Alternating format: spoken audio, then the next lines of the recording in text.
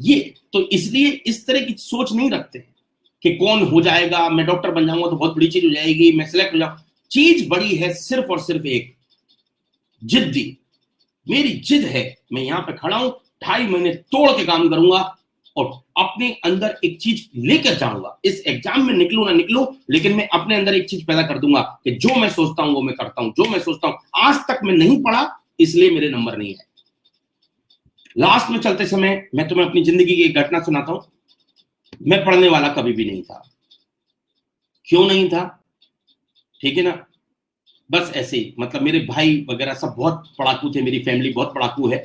और इस बात का अंदाजा तुम ऐसे लगा सकते हो कि मेरे पापा 5 भाई हैं, जिनमें से पहले नंबर के जो ताऊजी हैं मेरे, वो KGMC से MBBS MD हैं। कब के? 1950 1970 60 के। फिर मेरे पापा जो कि एक क्रिमिनल लॉयर हैं। तीसरे नंबर पे मेरे चाचा जी जो BHU से MBBS MD हैं। चौथे नंबर के चाचा जी मेरे जो IIT दिल्ली से पढ़े हुए और उन्होंने IAS निकाला हुआ, प्रेजेंट टाइम पर IIT कानपुर के डिप्टी डायरेक्टर है।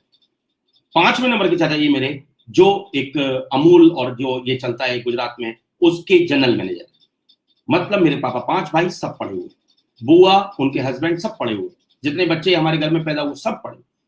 बहुत पढ़ाकू खानदान था हमारा। लेकिन मेरा थोड़ा सा ट्विस्ट हो गया, और ट्विस्ट हो गया फिर मेरा जो मेरे कोई कंपटीशन के टीचर थे उनके साथ थोड़ा सा माहौल बना, और फिर मैं घूम के अपनी पटरी पे आया।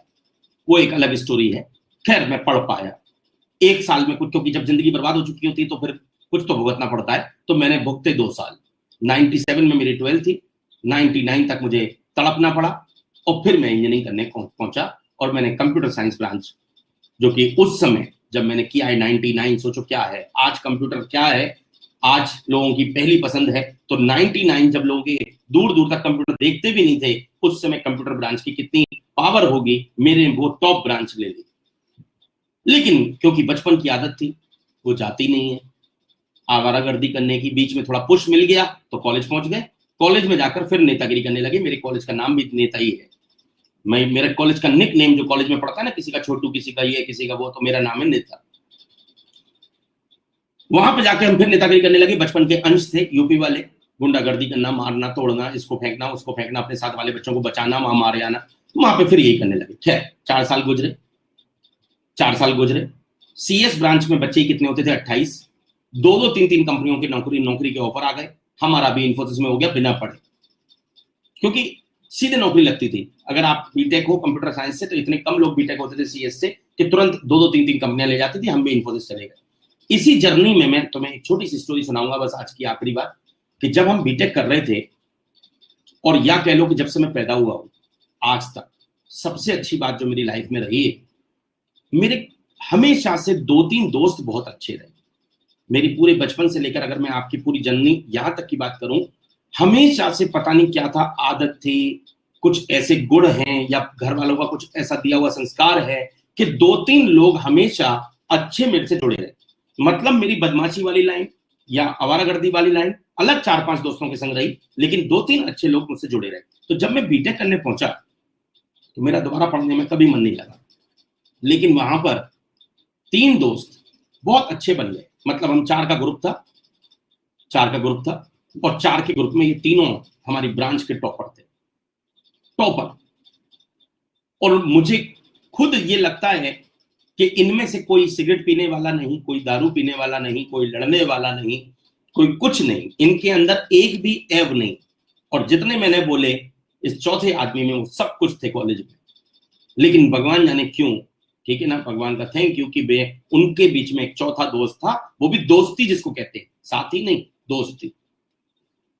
तो वो मुझे धक्का मारते रहते थे, अरे ये पढ़ ले, कल टेस्ट में ये आने वाला है, ये वाला याद कर ले, चल हम बैठा के पढ़ा देते हैं, ये कर देते हैं। ऐसे धक्का मार के उन्होंने मेरी बीटेक कराई।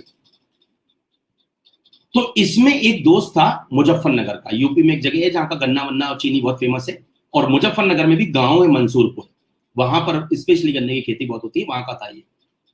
और गांव का बच्चा बीटेक में आके ऐसा शानदार कि अभी इसको साउथ अफ्रीका में 10 साल हो गए, और इसको 3 बार अवार्ड मिल चुका है गवर्नमेंट की तरफ से, बहुत बड़ी कंपनी का भी, तो 1.5 करोड़ की तो गाड़ी रखता है BMW।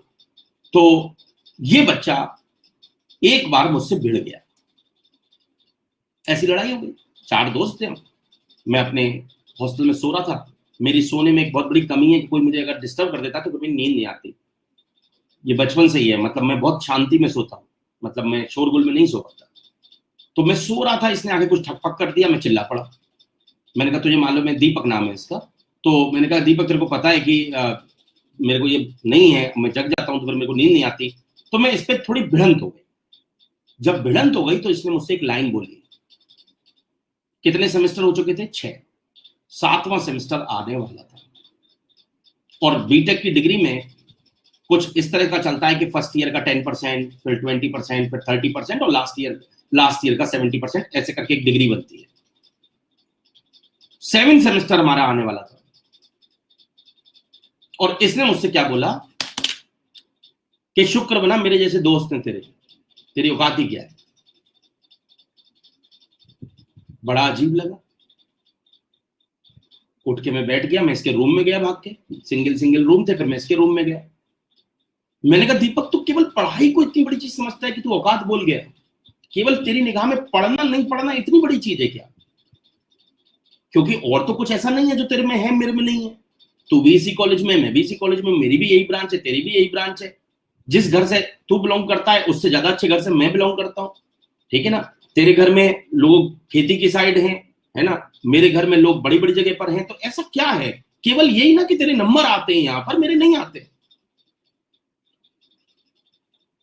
दोस्त हैं हम बहुत पक्के, आज भी हैं, बहुत पक्के दोस्त।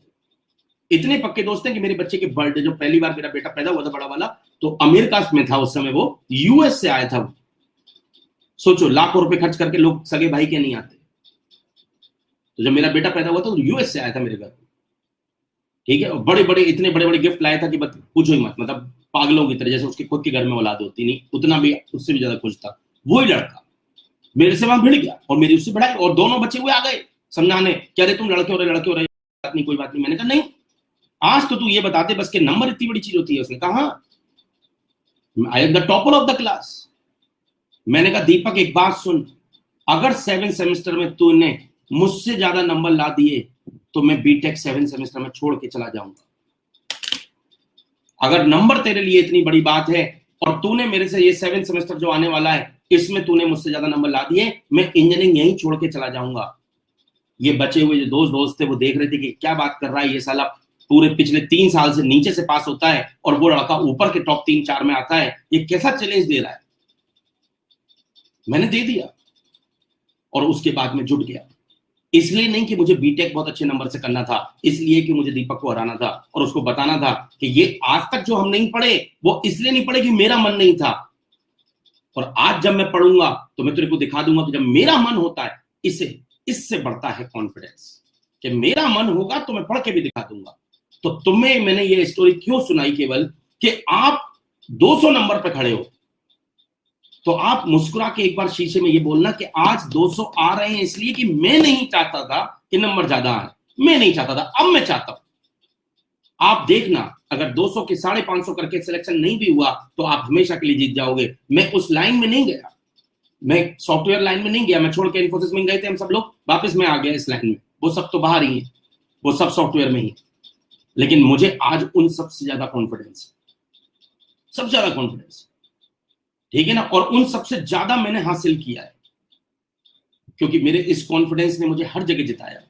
तो इसलिए मैं तुमसे बोलूंगा कि आप अपने मन में केवल एक लाइन बोला करो, नंबर नहीं आ रहे थे क्योंकि मैंने नहीं चाहा था, आज से मैं चाहता हूं, अब देखता हूं कौन हराता है, ठीक है ना। क्योंकि उस 7 सेमेस्टर में जो दीपक ने मुझे चैलेंज दिया था उसको नीचे करके दिखाया और पूरा कॉलेज मेरे को जान गया कि निशान ने जो कहा वो करके दिखाया। क्यों? क्योंकि जब चैलेंज बना दोगे तो फिर कोई हरा ही नहीं सकता, किसी को भी, मुझे नहीं, किसी को भी। आपने आज तक बस अपनी जिंदगी में इसको चैलेंज नहीं बनाया है। आप कॉम्प्रोमाइज करके खुश हो कि 200 आ रहे हैं ठीक है, 300 आ रहे हैं ठीक है ना। मैं इतने गले के साथ आपको इससे बेहतर और कुछ नहीं सिखा सकता था, ठीक है ना। God bless you, best of luck. आप अगर थोड़ा सा भी मेरी इस बात से अपनी जिंदगी में वापस आ पाओ तो मैं बहुत खुश नसीब समझूंगा। और मैं आज भी समझूंगा कि वो जो दीपक का चैलेंज था वो मुझे आज भी जिंदा रखे हुए है और मैं आज अपने बच्चों में भी उस चैलेंज को डाल पा रहा हूँ। Thank you very much, thank you to all of you.